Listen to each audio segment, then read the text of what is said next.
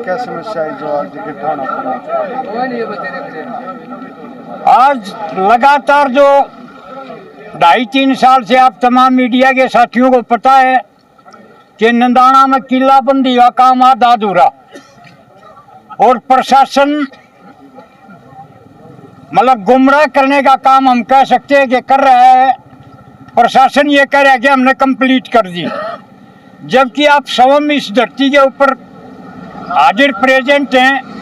एक एक मौका हम बता सकते हैं कि काफ़ी बड़े इलाके में जहां कभी स्टाफ गया ही नहीं, हमें नहीं पता, हम कह सकते हैं कि वो केवल कागजों में करके बैठे। और उसमें इतनी अनियमितताएं हैं कि लगातार 3 साल से गांव ने संघर्ष करना पड़ रहा है।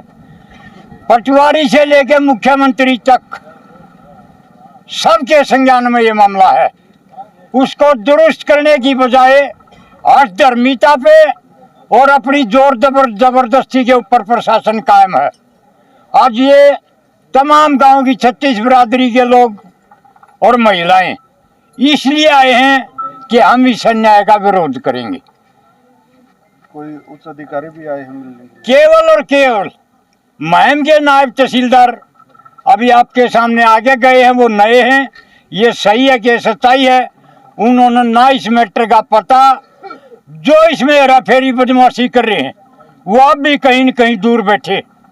और हमारा आपके माध्यम से शासन और प्रशासन को बहुत स्पष्ट तौर पर यह कहना है कि हम एक एक गांव के किसान के साथ न्याय रहेगा जब तक संघर्ष करेंगे और उनको न्याय और सच्चाई का साथ देने का काम करेंगे। राजवीर मास्टर।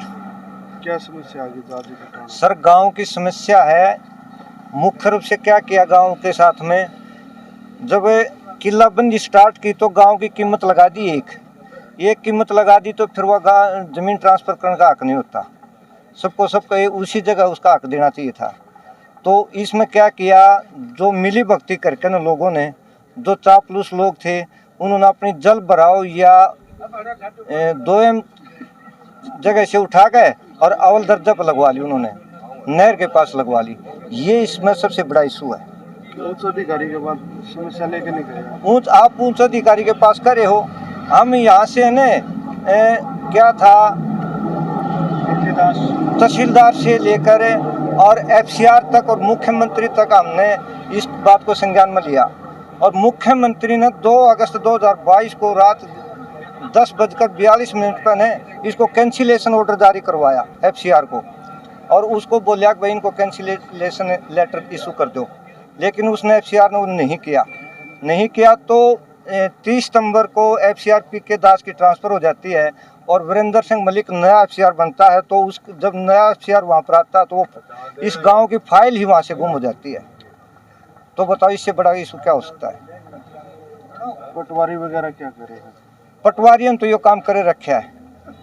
पटवारी काफ़ी दिन से यही थे। इन्होंने एक आदमी का और रूप से ये पता था कि भाई इस आदमी की ख्योट क्या है, इस आदमी की ज़मीन कहाँ है, उनसे मिली भक्ति करके और उनके साथ ये अन्याय किया। ये जो अनजान व्यक्ति थे, जो कहीं नहीं घूमने फिरने थे, उनकी तो अच्छे स्थान से जल भराव में लगा दी, और जो चापलूस लोग थे उन्होंने अपनी जल भराव से निकलवा के और नहर के पास या रोड के पास या जहाँ अच्छी कीमत और अच्छी ज़मीन थी वो लगवा ली। ये पटवारी का काम किया। आज DC के आदेश भी थे पुलिस प्रशासन के? DC साहब के बारे में सुन लो। DC साहब ने क्या किया, हमने 5 फरवरी 2022 को यहाँ पर मत पत्र रखवाए, पेटी रखवाई और उनमें मत पत्र हमने डाल दिए। तो 1162 डाले गए। तो उन मत पत्रों का फिर DC साहब ने क्या किया, अगली दफ़ा 42 के केस लगवा दो। दफ़ा 42 के केस तो लगवा दिए, लेकिन वो सारे के सारे लगभग 99% वो सारे खारिज कर दिए गए। तो खारिज कर दिए तो फिर दफ़ा 42 के लगवाने की ज़रूरत क्या थी? अब DC साहब करे उनको खारिज करके न और कह रहे हैं कि भाई इनके कब्जे करा दो। गांव ने हाईकोर्ट में भी केस अपील कराया था। हाईकोर्ट में अपील कराया तो सरकार की तरफ से डायरेक्टर ने वहाँ लिख के दे दिया कि हमने सर इसके ऊपर रोक लगा रखी है और हम कार्रवाई कर रहे हैं। तो सरकार का इस DC साहब का देखो दोहरा चरित्र देखो इसका। एक तरफ से तो हाई कोर्ट को लेकर दे दिया कि हमें वहाँ पर ऐसा काम कर रहे हैं, और दूसरी तरफ डीसी साहब ने कब्जे करा रहे हैं। डायरेक्टर को ये लेकर दे दिया जी कार्रवाई चल रही है, और डायरेक्टर ने हाई कोर्ट में लेकर दे दिया। तो डीसी साहब ने ऐसा तो नहीं करना चाहिए था। ये डीसी साहब के काम है, एक गांव को गुमराह करे हैं।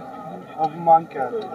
हाँ जी, अब मांग क्या है? हमारी मांग तो एक ही है, पूरा गांव को मुरबा नंबर 1 से स्टार्ट करके, और जिसका जहां हक है उसको उसी जगह हक दे दे, नाली रास्ते लगा दीजिए। किसी भी एक आदमी का जो नए कब्जा वाले हैं उनका जायज है तो उनका वहीं पर आ जाएगा, नाजायज है तो वे वहां से उठ जाएंगे। बस सबका हक सबको मिल जाएगा, किसी का हक नहीं मिलना चाहिए। गांव के पूछ लो, गांव से गांव की डिमांड ही एक है, और ये ही शुरू में स्टार्टिंग में जब गांव इकट्ठा हुआ ना, जब ये प्रश्न किया था, लेकिन कमेटी ने और स्टाफ ने मिली भक्ति करके और वह रोज तक मीटिंग करके और उसमें कुछ तो स्कीम में फिर बदल कर दिया, और फिर जो काम किया वो स्कीम दोबारा जाकर काम किया। ये सबसे बड़ी त्रुटि थी इसमें। मंजीत, आज क्या समस्या है? सबसे पहले समस्या गांव के लिए जी सबसे बड़े चोर है जो गांव की कमेटी बनी हुई थी, उन गांव के साथ धोखा कराया, विश्वास कराया, उन गांव की जमीन की एक कीमत लगा दी। गांव के किसान भोले भाले जमींदारों को ज्ञान नहीं था कि हमारे गांव में आज के दिन तहसीलदार और डीसी साहब सबके पास कलेक्ट्रेट है। हमारा गांव के जो मैम से गोहाना रोड है, इसके 2 किले 29,70,000 कलेक्ट्रेट है। अगर उस किसान को 2 किले उल्टे उठा कर रजिस्ट्री कराओ तो 19,70,000 रुपये किला। अजाब रोड का 22,000 कुछ 2 किले दिखा। गोगाड़ी रोड का अलग से कलेक्ट्रेट है जी, अजाब का अलग से, फरवाड़ा का अलग से। तो आप नु बताओ जी, उस कमेटी ने क्या लिख दिया गांव के लिए कि जमीन गांव की कीमत एक है कि सरकार नहीं लिख रही। सबसे पहले तो उसको कमेटी को गिरफ्तार किया जाए, उनकी सजा कराया जाए। गांव प्रशासन के खिलाफ है, कमेटी के खिलाफ है। अगर वो कमेटी को अगर प्रशासन भीतर नहीं करता तो गांव कराएगा, जिसे कोर्ट से कराओ। सुबेदार साहब, समस्या गांव की मैंने है कि एक तो नाड़ी नहीं लगाई हमारी, न हमारी गोरी लगाई, न जिस माले की ज़मीन जहाँ पे थी न उसको वहाँ से उठा कहीं और बैठा दिया। मैं नए कब्जे में बैठा हूँ, लेकिन मेरे को ये नहीं पता मेरी ज़मीन है कितनी, और ना मेरे को कापी मिली आज तक। और पटवारी दलीप और लाठर थे, उनको आज पता नहीं है लाठर का तो है कहाँ, मैं नाम लेता हूँ उसका। खेत की ज़मीन आज वहाँ शिमला दिखा रखी है, पड़ोसी की खेत की, मेरी खेत की, बीच में मेरे खेत में शिमला दिखा दी।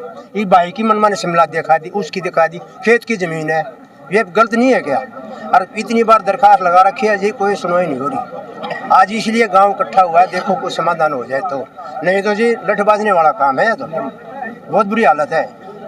2016 में किलाबंदी शुरू हुई थी, श्रीमान यहाँ ने अभी तक समाधान नहीं हो लिया। मैंने तो कमेटी वालों ने ऐसा काम किया है, ये कमेटी वाले करके तालमेल करके। कुलबीर नाम हो भाई, किसान मोर्चा से। भाई ये भोले भाले किसान खड़े हैं, प्रशासन को ये पता नहीं नक्शा के अंदर में किसकी जमीन कहाँ पे है, प्रशासन को मालूम नहीं इस चीज का।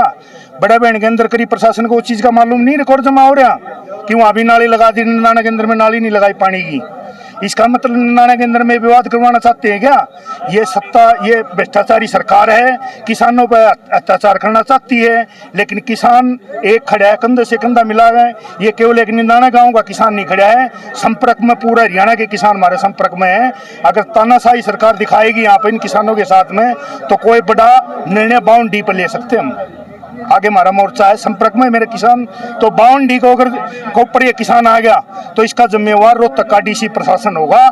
ये किसानों की ढंग से नाली दे दो, जिसका जहाँ पे कब्जा है वो कब्जा दे दो, इस किसान को ढंग से कमा के खाने दो। ऐसे तानाशाही मत दिखाओ डीसी साहब, ठीक है?